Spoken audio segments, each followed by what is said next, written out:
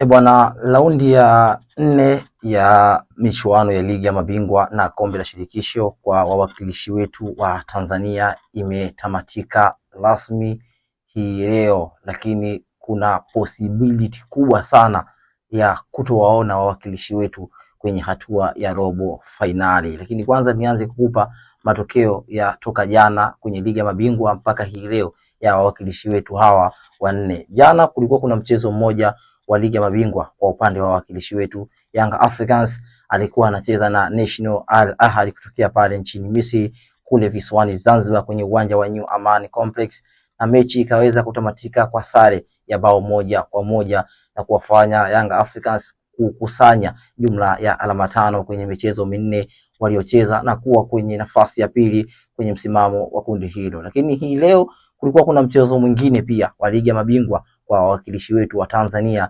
wekundu wa Msimbazi Simba Sports Club, ambao wamecheza dhidi ya Esperance de Tunis kutokea kule nchini Tunisia, na mchezo kumalizika kwa sare ya mabao 2-2 na kuwafanya wekundu hao wa Msimbazi kupata alama 1 kwenye michezo minne ambayo wamecheza na kuwa wa mwisho kwenye msimamo wa kundi hilo. Lakini kwa upande wa kombe la shirikisho tuna wawakilishi wawili ambao ni Azam FC pamoja na Singida Black Stars, ambao wao pia wako kwenye nafasi za tatu kwenye msimamo wa makundi yao. Singida akiwa na alama 4 nafasi ya tatu, ambaye hii leo amekuwa amecheza mchezo wake wa 4 dhidi ya AS Odoho kutokea kule nchini Congo Brazzaville na akipokea kichapo cha mabao 2-1. Lakini Azam FC wao walikuwa Amani Complex visiwani Zanzibar hii leo dhidi ya Nairobi United kutokea nchini Kenya na kuweza kupata ushindi wa bao 1-0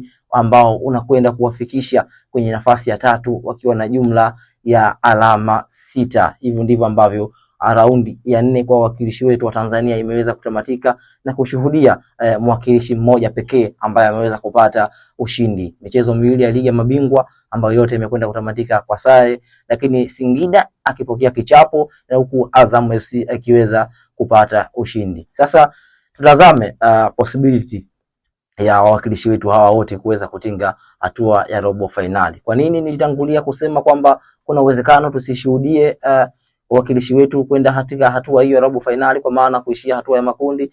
Kwa sababu tukianzia kwenye ligi ya mabingwa, Simba Sports Club tayari ameshaaga mashindano kwa namna msimamo wa kundi ulivyo, lakini pia kwa idadi ya michezo iliyobaki na alama ambazo amekusanya mpaka sasa. Kwenye michezo minne amekusanya alama 1 na kuwa kwenye nafasi ya mwisho, kwa maana kuwa mkiani kwenye msimamo wa kundi, huku Stade Malien akiwa na alama 8 ndio timu pekee kwenye hili kundi ambayo imefanikiwa kukusanya alama kwenye kila mchezo waliocheza. Lakini Esperance de Tunis naye pia amepata sare leo hii na kwenda kujiweka kwenye nafasi nzuri na kufikisha jumla ya alama 6 kwenye akipata ushindi mchezo wa kwanza nyumbani, lakini pia amepata sare dhidi ya Petro Atletico kule Angola, akipata pia sare dhidi ya Stade Malien akiwa nyumbani, na leo hii pia kupata sare kufikisha jumla ya alama 6 na kuwa kwenye nafasi ya pili, lakini pia Petro nafasi ya tatu na Simba kuwa mkiani. Hivyo ni wazi kwamba Simba ameshapoteza nafasi ya kuweza kutinga katika hatua ya robo finali. Kitu pekee ambacho wako nacho hivi sasa ni kurudi kwenye ligi kuu ya hapa nchini Tanzania, kujipanga vizuri, kuhakikisha kwamba wanamaliza kwenye nafasi nzuri kwenye msimamo na kurejea msimu unaokuja kwenye ligi ya mabingwa. Lakini kwa wawakilishi wengine kwenye michuano hiyo ya ligi ya mabingwa ni Young Africans ambao mpaka sasa wana alama 5 wakiwa kwenye nafasi ya pili, nafasi ya kwanza ikiwa inashikiliwa na National Al Ahly ambaye pia ana alama 8, amefanikiwa kukusanya alama kwenye kila mchezo ambao amechezwa. Nafasi ya tatu ni ya AS FAR Rabat kutokea nchini Morocco, huku nafasi ya 4 kwenye msimamo wa kundi hilo ikishikiliwa na GS Kabylie akiwa na alama 2 kutokea pale nchini Algeria. Young Africans imebakisha michezo miwili. Mchezo unaofuatia atakwenda kucheza nchini Morocco dhidi ya AS FAR Rabat ambaye ana alama 5 pia kwenye msimamo wa kundi, na mechi yake ya mwisho atakuja kumalizia hapa nyumbani visiwani Zanzibar dhidi ya JS Kabylie. Kwa nini niliwahi kutangulia kusema kwamba tuna uwezekano wa kushuhudia wawakilishi wetu wote wanne wasiende katika hatua ya robo finali? Kwa sababu Young Africans matokeo pekee ambayo anayahitaji hivi sasa ni kwenda kupata sare walau ushindi dhidi ya AS FAR Rabat ama kupoteza kwa idadi ndogo ya mabao, kwa maana kupoteza bao 1-0, kwa sababu kwenye michuano ya CAF ikitokea timu zinalingana alama, kitu pekee ambacho kinatazamwa kwanza ni head to head, namna ambavyo timu zote mbili zimekutana. Sasa Young Africans na FAR Rabat mpaka sasa wana alama 5 kila mmoja, na wote wawili wamebakisha mechi mbili, kila mmoja amebakisha mechi moja nyumbani, mechi moja ugenini. Mechi ambayo Young Africans watakwenda kucheza ugenini ni dhidi ya AS FAR Rabat, ambao ni mechi yao ya nyumbani AS FAR Rabat, na watahitaji kupata ushindi. Ikitokea wanapata ushindi wa mabao mawili ama mabao mawili kuendelea juu, itakwenda kuweka ugumu kwa Young Africans kuweza kutinga katika hatua ya robo finali, kwa sababu ikitokea Young Africans wanashinda mchezo wao wa mwisho watakuwa na jumla ya alama 8. Kama watapoteza mchezo dhidi ya AS FAR Rabat, kitu pekee ambacho kitakwenda kutazamwa namna ambavyo timu hizi mbili zimekutana. Young Africans alifunga AS FAR Rabat visiwani Zanzibar kwenye mchezo wa kwanza wa safari ya hatua ya makundi ya ligi ya mabingwa bao 1-0. Sasa wakienda Morocco wakipoteza tena mabao 2-0 ama mabao 2 kuendelea mbele, itakwenda kuwapa ugumu wa wao kutinga katika hatua ya robo finali.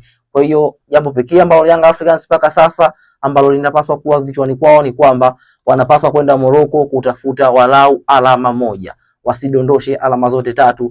Ndiyo matumaini yao pekee ya kwenda katika hatua ya robo finali. Mbali na hapo, basi tunaweza tukashuhudia kwenye ligi ya mabingwa tusiwe na mshiriki katika hatua hiyo ya robo finali. Lakini kwenye kombe la shirikisho mpaka sasa tunao Azam FC ambao wamejikusanyia alama 6, wamebakisha mchezo mmoja nyumbani dhidi ya CR Belouizdad kutokea nchini Algeria, lakini pia mchezo mmoja dhidi ya wamebakisha mchezo mmoja dhidi ya AS Manyema kutokea Kongo ambao watacheza hapa nchini nyumbani, lakini pia wamebakisha mchezo mmoja ugenini dhidi ya Wydad Casablanca ambao watakwenda kucheza kule nchini Morocco. Sasa alama 6, ukikusanya alama 3 dhidi ya AS Manyema zitakwenda kuwafikisha alama 9, lakini kwenye msimamo mpaka sasa AS Manyema naye ana alama 9, na hivyo itakwenda tena kutazama head to head baina ya timu hizi mbili zilivyokutana. Huku kumbuka AS Manyema ana mchezo mmoja nyumbani ambao akifanikiwa kushinda atakwenda kumzidi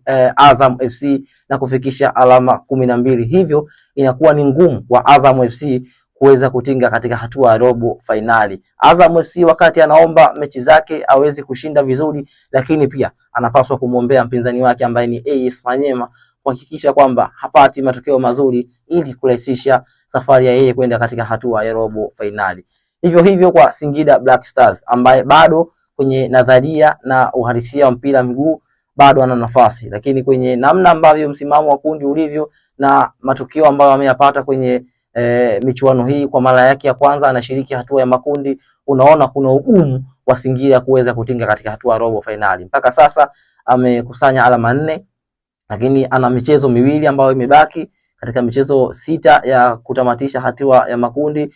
Mchezo wa nyumbani atakuja kucheza dhidi ya CR Belouizdad ambao alipoteza mchezo wa kwanza Algeria, lakini pia atakwenda kucheza mchezo mwingine wa ugenini dhidi ya Stellenbosch kule nchini Afrika ya Kusini. Ukitazama msimamo, ukimuondoa CR Belouizdad, walobakia wote wana alama ambazo zinafanana. Sasa kitu gani ambacho Singida anatakiwa kukifanya ni kuhakikisha anashinda mchezo wake wa nyumbani, lakini pia anakwenda Afrika Kusini kukusanya alama 1. Mbali na hivyo, tutawashuhudia pia Singida Black Stars nao wakiaga mashindano. Kwa hiyo kwa namna mchanganuo ulivyo, wawakilishi wetu wote watatu ambao tunaonekana kwamba bado wana nafasi ya kuenda kutinga hatua robo finali, japokuwa ni ngumu, lakini watahitaji kuhakikisha kwamba kwenye michezo yao ya ugenini iliyobakia wanakwenda kukusanya alama. Ikitokea Singida atapoteza Afrika Kusini, Azam atakwenda kupoteza pia kule nchini Morocco.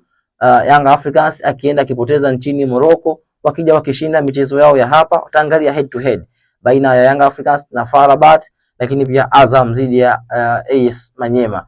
Ikitokea faida ipo kwa AS Manyema, Azam FC hataweza kutinga hatua ya robo finali, lakini Young Africans naye ikitokea faida ya head to head ipo kwa FAR Rabat, hataweza kutinga hatua ya robo finali. Wakati wanahesabu matokeo yao, pia wanapaswa kuombea wapinzani wao kupata matokeo mabaya, na ndivyo ambavyo tumeweza kuitamatisha raundi ya 4 ya michuano ya ligi ya mabingwa na kombe la shirikisho, huku tukishuhudia mpinzani ama mshiriki wa ligi ya mabingwa kutokea upande huu wa Tanzania, Simba Sports Club akiweza kuaga michuano hiyo, na imekuwa si tamaduni kwa wekundu wa Msimbazi Simba kuweza kucheza michezo minne ya ligi ya mabingwa kuto kuvuna alama ambazo wamezizoea, sababu mpaka sasa wamevuna alama moja, hawajapata ushindi katika mchezo wote. Limekuwa ni anguko kwa wawakilishi hawa wa Tanzania ambao tayari walishajipambanua vizuri. Kwa hiyo ni namna ambavyo mpira ulivyo. Kuna nyakati unakuwa na kiwango kizuri, lakini kuna nyakati unakuwa una drop. Walishakuja TP Mazembe hapa,